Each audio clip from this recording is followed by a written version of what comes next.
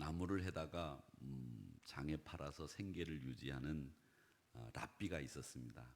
가난한 랍비죠. 그 랍비들이 부자도 있었다고 합니다. 그런데 이 탈무드에 보면 랍비들이 대개가 가난했대요. 근데 이 가난한 랍비가 시간을 좀 절약하고 수고를 덜기 위해서 좀 무리를 해가지고 나귀를 한 마리 샀어요. 나귀.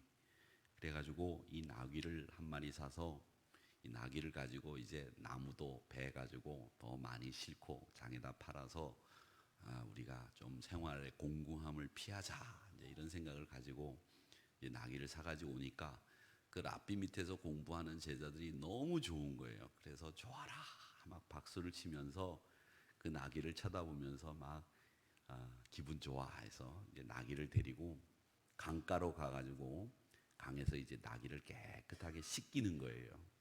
머리부터 그냥 깨끗하게 나귀를 씻겨서 윤이 나게 만들어야 되겠다 생각을 하고 이 나귀를 씻기는 거예요. 근데 이 나귀를 씻기다가 보니까 나귀 목에서 다이아몬드가 툭 튀어나오는 거예요. 이런 횡재가 어디 있어요? 그죠? 그 나귀 그냥 예쁘다고 이렇게 하니까 나귀가 이 다이아몬드를 툭 뱉었어요. 그래가지고 이 랍비 제자들이 너무 기뻐가지고 이제 우리 선생님 이제 고생 끝나고 학문을 가르치는 일에만 전심하면 되겠구나 생각을 하고 랍비에게 찾아가서 그 소식을 알려줬습니다. 랍비 선생님, 저희들이 나귀를 새로 사서 그 나귀를 씻으려고 강가로 데려갔더니 목에서 다이아몬드가 나왔습니다.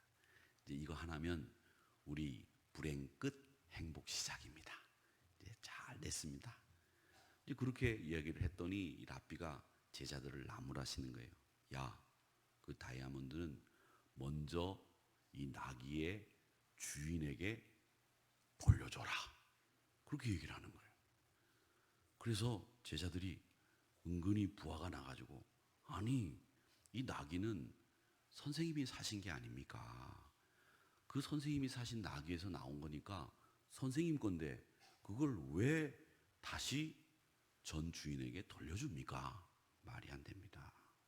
그러니까 그때 랍비가 제자들에게 뭐라고 얘기하셨느냐면 나는 나귀만 샀지 다이아몬드는 안 샀다.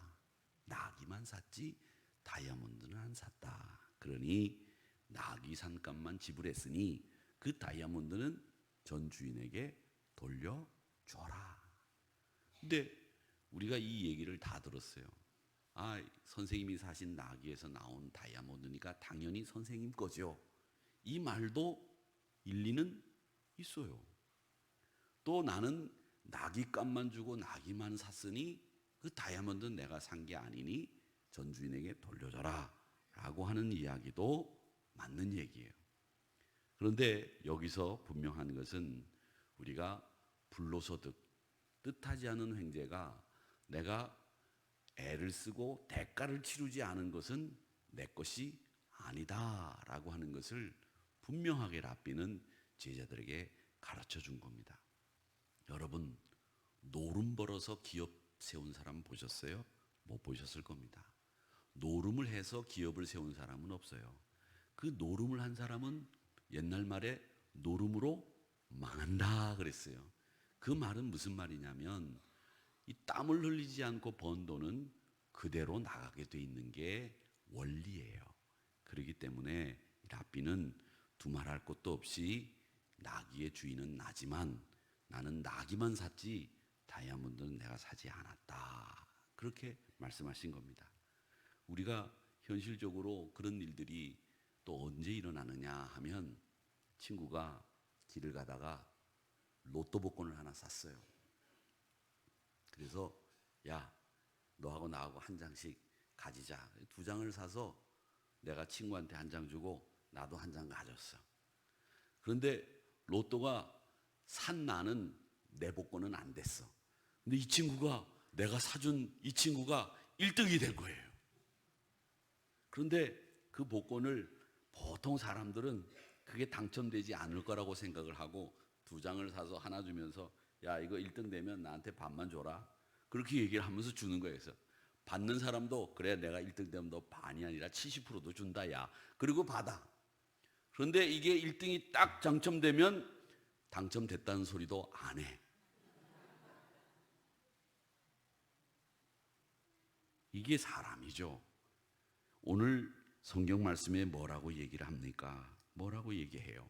정직한 것. 우리의 마음을 감찰하시는 하나님에 대해서 말씀하고 있지 않습니까? 여러분, 이 정직이라고 하는 것은 하나님과의 나와의 사이에서 내가 어떻게 얘기했는지를 하나님은 잘 알고 계십니다. 이 이야기 속에서 우리가 어떤 의미를 찾아야 되느냐? 교회 나오는 사람과 교회 나오지 않는 사람 어떻게 구별하느냐? 여러분, 중요한 것은 교회 나오느냐 안 나오느냐 이게 중요한 게 아니고요. 교회 나오는 사람의 가장 중요한 점은 내 개인적인 이기심의 노예가 안 된 사람들, 그 사람이 교회 나오는 사람들이에요. 그러니까 교회 나오는 사람들은 다른 사람의 이익과 공동체의 이익을 우선하는 삶을 사는 사람들이 예수 믿는 사람들의 삶의 양태여야 된다는 거예요. 여러분, 내 이익을 우선하는 사람들은 교회 나오는 사람이라고 믿음이 있는 사람이라고 말할 수 없다는 겁니다. 근데 오늘 본문에 보니까 뭐라고 얘기하시는가 하면 우리 인생의 주권자가 누구냐? 하나님이십니다. 우리 인생이 언제 행복합니까? 적어도 우리 인생이 가장 행복한 때는 우리의 생사화복을 주관하시는 절대 주권자이신 하나님 앞에 순종하며 살 때, 사랑하며 살 때 이때가 가장 행복한 겁니다. 이 얘기를 하시고 있는 겁니다. 사랑하는 성도 여러분, 제가 빌기는 우리가 하나님을 기쁘시게 해드리면서 사는 그런 삶이 가장 복된 삶이라고 하는 것을 잊지 마시기를 축원합니다. 내가 뭐 편안해지고 내가 안락해져서 내가 기쁜 생활하는 게 아니고요. 하나님을 기쁘시게 하는 게 내 기쁨이 되고 하나님이 좋아하시는 것을 감당하면서 행복해야 그게 진짜 행복이고 기뻐하는 생활이다. 그걸 여러분 꼭 기억하시기를 바랍니다. 아시겠지요? 예, 지난 주일날 장로님 한 분이 저한테 들어오셔가지고 목사님, 예, 저 지난번에 우리 교회 교회를 살린다고 하는 분들이 서명을 하라고 해서 서명하신 분들이 몇 분 계셨는데 그 서명에서 자기 이름을 지워달라는 분이 있으니 목사님 지워주세요. 자기는 못 모르고 사인을 한 거니 목사님 지워달라고 합니다. 지워주세요. 그러더라고요. 그래서 제가 아니 내가 보지도 못한 명단을 읽지도 못한 명단을 어떻게 내가 지우고 어떻게 내가 그걸 뭔지 압니까? 제가 그렇게 얘기를 했어요. 여러분, 저는 제 마음을 제가 잘 다스리고 제가 보호해야 된다고 생각을 합니다. 제 마음을 누가 보호해 주겠어요? 제가 아니면. 제 마음속에 미움이 생길 일, 제 마음속에 좋지 않은 마음이 생길 일, 그걸 제가 왜 하겠어요? 안 합니다. 저는 안 봤어요. 그게 있는지도 몰라요. 그게 몇 명이라고 하는 얘기를 하신 분들은 계셨지만 누가 거기다가 서명을 했는지 누가 안 했는지 제가 어떻게 합니까? 볼 일도 없고 볼 필요도 없는 거예요. 그런데 저한테 와서 그걸 삭제해달라. 저는 머릿속에 그게 이미 다 그 일 자체가 다 삭제가 돼 있어요. 그러니까 그런 이야기로 저한테 와서 야, 나는 그걸 사인했는데 목사가 사인했다고 나를 미워하고 나를 이렇게 꼬나보지 않을까? 누가 누군지 몰라요. 그러니까 그런 생각 가지고 저를 쳐다보지 마시라는 얘기입니다. 아시겠습니까? 저 그렇게 째째한 사람 아니에요. 다른 건 째째한데 그런 건 째째하지 않아요. 그러니까 여러분, 하나님이 기뻐하시는 생활하고 내 마음에 하나님이 좋아하시는 일들 감당하기도 지금 내 마음 쓰기가 버거워요. 그런데 누구를 미워할 수 있는 여지가 있는 일, 그걸 내가 왜 하냐고, 왜 보냐고. 안 그렇겠어요? 그러니까 저도 다 생각이 있고 저도 다 뜻이 있는 사람이란 말이죠. 제가 아무 생각 없이 사는 것 같이 허벌쭉하게 다니는 것 같아도 안 그래요, 제가. 그래요. 옛날에 제가 동광교회를 부임하니까 우리 그때도 원로 목사님이 계셨거든요. 그 원로 목사님이 아주 대단한 분이셨어요. 제가 이제는 조금 말을 해도 될 것 같은데 우리 원로 목사님은 진짜 제가 양반이에요. 모르시죠? 우리 원로 목사님 참 좋으신 분이에요. 근데 이분은 보통 분이 아니셨어요. 제가 부임하고 1년 반쯤 됐는데 커피숍에서 나 좀 만나자 그러시더라고요. 그래서 제가 나갔어요. 2003년 정도 됐나 봐요. 그래서 제가 딱 나가니까 종이 좀 가지고 왔냐 그러시더라고요. 저희 아버님보다 연세가 많으시니까 40살 먹은 부목사가 부목사 하다가 담임목사 됐으니까 부목사 같은 마음으로 갔지요. 펜하고 종이를 꺼내라 그러더니 예 꺼냈더니 원로 목사님이 뭘 가르쳐 주냐면 조사는 아무개 목사, 축도는 아무개 목사, 그리고 양력 속에는 아무개 장로 그렇게 다 불러주는 거예요. 그걸 적어라 그래서 다 적었어요. 그리고 그 목사님이 저한테 내가 죽으면 장례식은 이렇게 해라 그렇게 얘기를 하시더라고요. 그래서 제가 네라고 대답을 하고 왔어요. 아직까지도 살아계세요.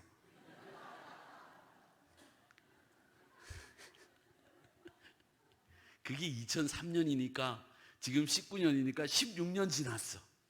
그래서 제가 네라고 대답했기 때문에 우리 그 목사님이 돌아가시면 제가 주장자가 될 수는 없고 진례자가 될 수는 없지만 그래도 제가 네라고 대답한 그 말에 책임을 지고 내려가서 그 적어놓은 것대로 지금 후임 목사에게 이렇게 해야 된다. 너도 지시를 받았느냐 물어보고 지시를 안 받았으면 제가 지시받은 걸 전달은 해 주어야 돼요. 제가 그런 사명이 있는 걸 안 잊어버리고 있는데 우리 원로 목사님이 그 목사님이 기억하고 계시는지는 모르겠어요. 여러분, 내가 내 마음을 다스리고 내가 해야 될 일을 내가 잊지 않는 한 감당하려고 애를 쓰고 다른 사람들의 이익을 위해서 살겠다 이렇게 다짐하면 우리 예수 믿는 사람들은 대개 생활이 많은 사람들에게 존경까지는 아닐지라도 피해를 입히거나 다른 사람들에게 욕을 먹는 생활은 안 할 수 있겠다 이런 생각을 늘 합니다. 자, 우리가 하나님을 기쁘시게 하는 생활은 어떻게 해야 되느냐? 오늘 1절 말씀을 한번 같이 읽어보겠습니다. 1절 말씀 왕의 마음이 시작 왕의 마음이 여호와의 손에 있음이 마치 봇물과 같아서 그가 임의로 인도하시느니라. 아멘. 이 말씀은 한마디로 모든 주권이 하나님의 손에 있다는 말이에요. 모든 주권이. 표준 세번역 성경을 보면 이 번역을 뭐라고 얘기하느냐면 왕의 마음은 흐르는 물줄기 같다. 주께서 원하시는 대로 왕을 이끄신다. 왕도 누가 이끄느냐? 하나님이 이끄신다. 여러분, 왕의 마음도 여호와의 손에 있는 줄 믿습니다. 농부가 오늘같이 이렇게 비가 오는 날 가서 논둑에 물꼬를 트면 그 물꼬를 튼 대로 물이 흐르게 돼 있죠. 그것처럼 하나님이 물꼬를 트고 하나님이 물길을 내야 거기로 물이 흐르게 되어 있어요. 그게 이치예요. 그렇기 때문에 왕의 마음조차도 하나님이 다스리신다는 겁니다. 우리 인생의 생각, 우리 인생의 뜻 이걸 다 누가 조종하시느냐? 하나님이 조종하시는 거예요. 그러니까 두렵고 떨리는 마음으로 하나님을 공경하고 복종하시기를 주의 이름으로 축원합니다. 그래서 잠언 16장 3절에서 뭐라고 말씀하셨습니까? 너의 행사를 여호와께 맡기라. 그리하면 그가 네 경영하는 것을 이루어지게 하시겠다. 그렇게 말씀하셨거든요. 그러니까 여러분, 하나님의 절대 주권을 인정하시면서 사시는 여러분들이 되시기를 주님의 이름으로 축원합니다. 그러기 위해서는 여러분요, 제일 먼저 여러분 염려, 근심 그거 하나님 앞에 맡기세요. 제가 늘 말씀드리지만 염려 주님께 맡기고 믿음으로 맡기고 믿음 안에서 사는 게 신앙생활이에요. 염려를 짊어지고 사는 사람이 신앙생활 하는 게 아니라 염려를 맡기고 사는 사람들이 신앙생활 하시는 분이에요. 이 세상에 악한 자가 잘 되고 불의를 행하는 사람이 아무 일 없다고 하더라도 하나님이 심판하실 날이 있다는 것을 알고 하나님의 손길에 맡기는 것, 그게 우리 믿음의 사람들의 당연한 도리다라는 것을 잊지 마시기를 축원합니다. 또 하나는 영적인 일도요, 우리 하나님 앞에 맡기고 염려하지 마시기를 바랍니다. 우리가 이제 신앙생활 열심히 해야지, 내가 정말 열심히 한번 해보겠다 결심을 하시죠. 충성하려고 열심히 봉사하려고 맹세도 합니다. 세상 줄 끊고 이제는 이를 악물고 주먹을 불끈 쥐고 내가 주님을 위해서 일해야 되겠다 이렇게 생각하지만 때로는 그게 잘 되지 않아요. 그래서 내 인생이 공고하구나, 내 인생이 왜 이러냐 탄식하고 절망에 빠질 수도 있지만, 여러분 제가 늘 말씀드리지 않습니까? 선한 일을 하다 보면 꼭 낭패를 당해요. 좋은 일을 하다 보면 꼭 장애물을 만나요. 그럴 때 낙심하지 말라, 낙심해야 된다. 낙심하지 말라가 정답이에요. 좋은 일 있을 때 낙심하지 않는 건 다 똑같아. 그런데 좋은 일 하다가 장애를 만나서 낙심하는 것도 다 똑같지만, 우리는 좋은 일 하다가 장애가 생겨도 낙심하지 않는 사람들이 우리들이라는 거죠. 그게 달라야 된다는 거예요. 그러니까 여러분, 절대로 낙심하지 마시고 좌절하지 마시고, 힘으로 안 됩니다, 능으로 안 됩니다. 하나님께서 주시는 힘으로 가능합니다. 이렇게 신앙 고백하시면서 능하신 하나님의 손에 붙들리시기를 축원합니다. 그게 신앙생활이에요. 또 물질에 대한 염려도 주님께 맡기시기를 축원합니다. 염려하지 마세요. 왜냐하면 하나님께서는 자기 아들도 아끼지 않고 우리에게 내어주신 분입니다. 저는 우리 성도님들이 이 부분을 굳게 붙들기를 바랍니다. 이 부분을, 이런 것처럼 확실한 증거가 어디 있어요? 무엇을 안 주겠습니까? 공중에 나는 새도 하나님이 먹이시고 들에 핀 백합화도 하나님이 키우시는데 여러분을 죽이시느냐? 안 죽이신다는 거예요. 사방으로 우겨쌈을 당하여도 하늘로 올라가는 길이 있다고 하지 않습니까? 들에 있는 백합화, 들꽃도 하나님이 입히시고 단장시키시는 거예요. 근데 왜 우리를 모른 채 하시겠어요? 그러니까 여러분, 하나님의 절대 주권을 인정하시면서 하나님이 우리의 삶을 책임지신다고 하는 것을 알면서 그렇게 사시기를 주의 이름으로 축원합니다. 빌립보서 그 유명한 4장 6절의 말씀이 있지요. 아무것도 염려하지 말고 다만 모든 일에 기도와 간구로 너희 구할 것을 뭘로 구해라? 감사함으로 구해라. 그냥 구하지 말라는 거예요. 감사함으로 하나님 앞에 아뢰야 돼요. 하나님, 죽겠습니다, 날 죽이세요. 이렇게 구하지 말라는 거예요. 하나님 감사합니다, 제가 여기까지 온 것도 하나님의 뜻입니다, 고맙습니다, 하나님 도와주세요.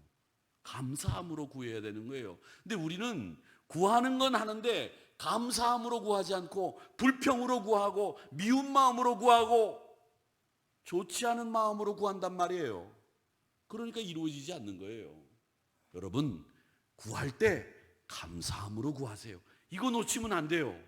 감사함으로 구한다, 감사함으로 구한다, 이 원칙을 꼭 기억하시기를 바랍니다. 그리하면 모든 지각에 뛰어난 하나님의 샬롬이 그리스도 예수 안에서 너의 마음, 생각 지키신다는 거예요. 여기도 원칙이 있잖아요. 여기에 지각에 뛰어난 게 요것만 아시는 하나님이 아니라 모든 지각에 뛰어난 하나님이 누구 안에서? 그리스도 예수 안에서 우리 생각, 우리 마음을 지키신다는 거예요. 얼마나 멋져요.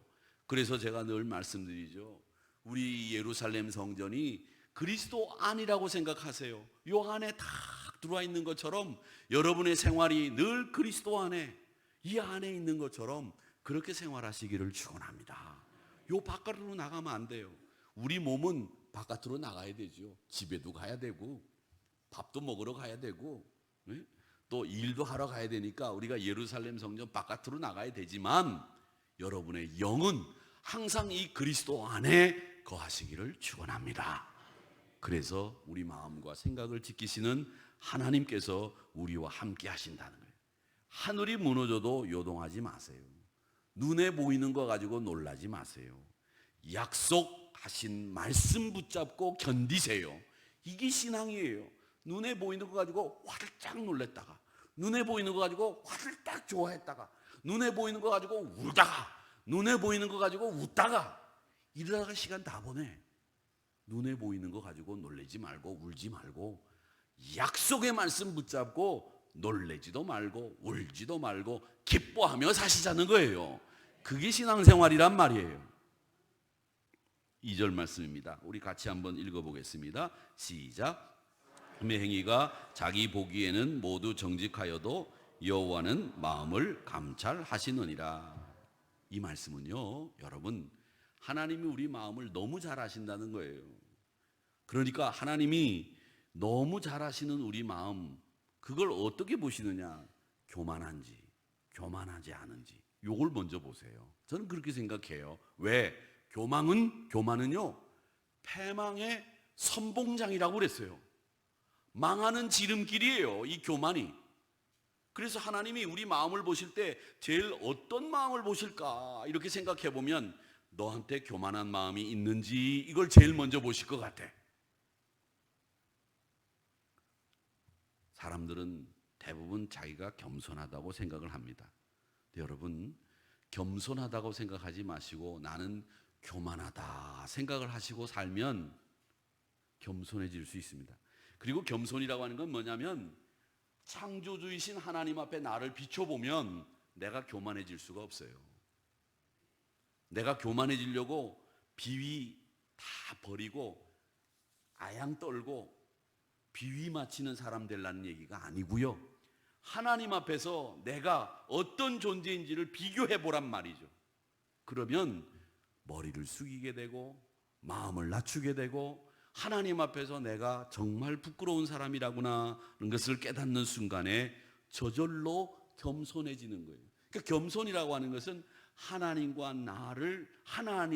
하나님을 내 거울로 삼아서 나를 거기에 비추어 보면 내가 얼마나 못된 인간인지 얼마나 교만한지를 알 수 있어서 저절로 겸손해지게 돼 있어요.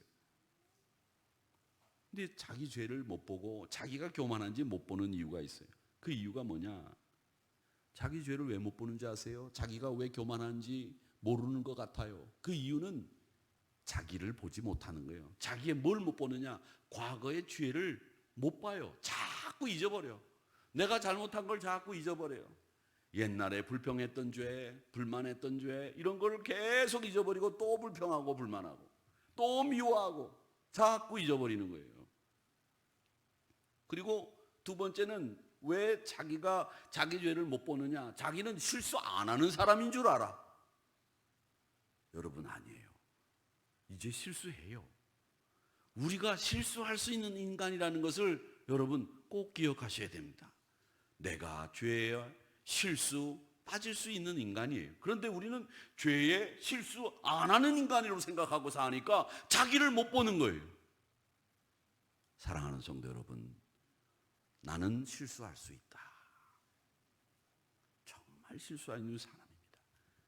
세 번째는 우리가 자기 죄를 못 보는 이유가 하나님 앞에서 내가 비참할 수밖에 없는 죄인이라고 하는 걸 몰라요. 자기가 의인인 줄 알아. 자기가 세상에 모든 의로움은 다 뒤집어 쓰고 있어. 자기가 제일 잘났어. 이러는 순간에 자기 죄를 못 보는 거예요. 여러분, 하나님 앞에서 그저 기도할 뿐이고 우리가 우리 의를 드러낼 게 뭐가 있습니까? 우리는 죄인이에요. 하나님이 우리에게 의의 옷을 입혀주셨다니까요. 의의 옷을 입혀주셨어요. 그래서 우리가 의롭다 된 거지 저 안에는 아직도 죄로 물든 시커먼 마음이 있다는 거예요. 그게 우리예요. 그리고요, 네 번째는 우리 마음이 부패해 있어요. 이 마음이 부패해 있다는 말은 뭐냐면 우리 마음이 죄의 경향성에 늘 찌들려 있어요. 이 마음이 말이죠 정말 나빠요. 그렇기 때문에 여러분, 제가 아까 설교 시간에도 서두에 말씀드렸지만 내 마음을 지킬 수 있는 건 나예요. 그렇기 때문에 여러분, 내 마음을 여러분이 지키셔야 돼요. 누가 안 지켜줘요. 그 내 마음을 왜 지킵니까? 그냥 이 안에 있는 건데 그냥 내버려두면 안 된다니까. 내 마음을 여러분이 잘 지키도록 여러분 마음을 관리하셔야 돼요. 관리하셔야 돼요. 그 관리가 안 되면 어떻게 되느냐? 기분 좋으면 막 한없이 올라가. 기분 나쁘면 막 한없이 죽을 것 같아. 이런 사람들이 요즘에 얼마나 많은지 몰라요. 왜? 자기 마음을 관리 못하기 때문에 그래요. 그래서 기분 좋으면 좀 자기 마음을 자제시키고 자기 마음을 관리해야 되고, 기분 너무 나쁠 것 같으면 좋은 일을 잘 생각하고 자기 마음을 좀 관리하시라고. 응? 기분 나쁠 것 같으면 제 방에 이렇게 지나가다가 교회에 와서 기분이 나빠. 그럼 제 방 놓고 하세요. 그럼 제가 초콜릿 하나 드릴 테니까. 그런 것도 자기 관리예요. 이 기분이 나쁘면 사탕 하나 입에 물어도 기분이 싹 괜찮아져요. 정말. 근데 왜 기분 나쁜데 계속 기분 나쁜 채로 밥 먹고 기분 나쁜 채로 잠들고 기분 나쁜 채로 아침에 일어나요? 기분 나쁘면 그걸 풀고 자야지. 그 성경적이죠. 기분 나쁜데 밥 먹어봐요. 어떻게 돼요? 딱 걸리는 거지. 그냥 딱 걸리는 거지. 딱 걸려가지고 내려가지도 않고 올라오지도 않고 그냥. 그리고 고생하는 거예요. 소화제 먹어도 안 내려가고 소화제 먹어도 안 올라오고. 여러분, 기분 나쁜 채로 밥 먹지 마시라. 기분 나쁜 채로 집에 가지 마시고 기분 나쁜 채로 잠자지 마시고. 아셨죠? 지금 교회 오셔가지고 주무시는 분들 보면 기분 좋으니까 주무시는 거예요. 할렐루야. 얼마나 좋아요. 일부 예배 때 말이죠. 일부 예배 때 심지어 코를 고시는 분도 계세요. 코 고는 소리가 제 설교 소리보다 가끔 더 커. 얼마나 좋으니까 교회 오셔서 기분 좋으니까 주무시는 거지. 지금 화가 나 있으면 잠이 와요? 저는 그래서 그게 은혜 받아요. 그 소리에. 여러분, 기분 나쁜 채로 주무시지 마세요. 아셨죠? 기분 나쁜 채로 식사하지 마세요. 기분 나쁜 채로 집에 가지 마세요. 기분 나쁜 채로 일어나지 마세요. 기분 좋게 일어나시고 기분 좋게 사셔야 됩니다. 이렇게 되기 위해서 우리가 우리 의식을 조정해야 돼요. 우리 의식을 날마다 바꿔야 돼요. 새 술은 새 부대에 담아야 된다고 말씀하죠. 여러분, 새 물건이 좋기는 해요. 그런데 그 새 물건을 좋아하기만 하지 마시고 내 마음을 새롭게 하는 걸 좋아하시기 바랍니다. 내 마음을 날마다 새롭게 해야 돼요. 그게 정말 멋진 거예요. 그게 뭐예요? 변화를 받아요. 변화를 받아. 왜 문제가 일어나느냐? 보는 눈이 잘못되어 있기 때문에 그래요. 보는 눈이 말씀을 따라 하나님의 관점에서 보지 않기 때문에 계속 문제를 일으키는 거예요. 자기중심적이고 자기 생각이고 이기적이고 이해관계에 얽혀서 이익을 추구하고 하나님과 하나님의 교회를 이해하지 않으려고 하고 자기중심으로 생각하는 일 때문에 문제가 생기는 거예요. 여러분, 이런 근시안적인 가치관에서 벗어나시기를 바랍니다. 우리 믿음의 사람들은 말씀의 눈으로 자기를 봐야 돼요. 자기를 볼 때 말씀의 눈으로 보세요. 내 생각, 내 경험, 내 세계관, 내 가치관은 좀 접어두고 말씀의 눈으로 나를 보자고요. 누구든지 하나님 말씀 앞에 서지 않으면 자기를 알 수 없고 자기를 모르고 자기의 부족을 모르기 때문에 결국은 양과 같이 다 제 갈 길로 가고 만다 그랬습니다. 그 길이 망하는 길이기 때문에 문제예요. 그리고 여러분, 우리가 믿음의 사람으로 근시안적인 가치관에서 벗어나기 위해서는 어떻게 해야 되느냐? 멀리 내다보기 위해서는 먼 것을 생각해야 돼요. 영원한 것에 소망을 두고 사시기를 축원합니다. 오늘 말씀을 보세요. 5절 말씀에 뭐라고 얘기하느냐? 부지런한 자의 경영은 풍부함에 이를 것이나 조급한 자는 궁핍함에 이를 따름이니라. 조급한 사람은 앞에만 봐. 그렇기 때문에 늘 바쁘고 늘 마음이 분주하고 늘 마음이 조급해서 일을 그르치는 거예요. 멀리 내다보시라고요. 멀리. 제가 지난 주일날 말씀드렸죠. 이 앞에 제가 기도한다고 우리 어린아이들 축복 기도하는 녀석들 몇 년만 지나면 이 앞에 뛰어다닌다고 금방 가요. 그런데 왜 조급해요? 그 녀석들 금방 클 건데. 조급해하지 마세요. 그 녀석들 먹으면 얼마나 먹는다고, 그 녀석 쓴다면 얼마나 쓰겠어요. 투자해야 돼요. 또 공을 들여야 돼요. 관심 기울여야 돼요. 기도해야 돼요. 그러면 금방 커서 뛰어다니면서 할아버지, 할머니, 장로님, 권사님 오늘 금방 한다고 인사하고 다니고요. 얼마나 귀엽게. 나중에 그 녀석들이 우리 업고 다닐 거예요. 그러니까 여러분, 그분들한테 잘해야 돼요. 그분들한테 제가 말씀드리잖아요. 지금 여기 앉아 있는 분들한테는 밥 사달라면 밥만 사주고 끝내. 그런데 그분들이 밥 사달라고 하면 사탕도 하나 더 사줘. 왜? 그분들이 나를 업고 다닐 분들이라니까. 그래서 제가 그분이라고 부르는 거예요. 히브리서 11장 24절 25절에 보면 모세가 어떤 가치관을 가지고 있는지를 말씀합니다. 믿음으로 모세는 장성하여 바로의 공주라 아들이라는 칭함을 받기 거절했다. 도리어 하나님의 백성과 함께 고난받는 것을 잠시 죄악의 낙을 누리는 것보다 더 좋아했다. 그렇게 말씀하고 있습니다. 잠시 받는 거 그거 좋아하지 마세요. 조급하지 마세요. 안달하지 마세요. 복달하지 마세요. 그래서 안달복달이 된 거야. 좀 느긋하세요. 모세는 26절에서 여호와를 위하여 능욕받는 것, 그리스도를 위해서 받는 수모, 그걸 애굽에서 얻은 큰 재물보다도 더 좋게 여겼다. 하나님이 상 주실 것을 기대했다. 이게 우리 그리스도인들이 가져야 되는 가치. 우리 그리스도인들이 조급하게 생각하지 않고 먼 나라를 바라볼 수 있는 소망, 그거라는 거예요. 우리 사랑하는 성도 여러분, 분명히 그렇게 하시기를 바랍니다. 제가 어제 아침에 목사님들 아침하고 이제 서울신학대학교 총장 하실 분하고 아침 식사를 새벽기도 끝나고 가서 했어요. 그런데 목사님들이 얘기를 하다가 어떤 얘기를 하느냐 그랬더니 얘기를 하는데 그 신길교회 이용 목사님이 제일 먼저 저한테 그래요. 제가 요즘에는 새벽기도 시간에 뒤에 앉아서 새벽기도를 한다는 거예요. 그래서 제가 어제 저 뒤에 앉아서 새벽기도하고 갔거든요. 시간이 이렇게 안 맞아가지고. 그래서 저도 새벽기도를 뒤에 앉아서 했는데 저도 깨달은 게 있습니다. 어저께는 조준희 목사가 2부 새벽기도 설교를 했는데 설교가 짧고 아주 좋더라고. 그래서 제가 그런 얘기했어요. 목사님 저도 말이죠. 제가 뒤에 앉아서 회중석에 앉아서 예배를 드려보니까 설교는 짧은 게 참 좋더라고요. 그랬어요.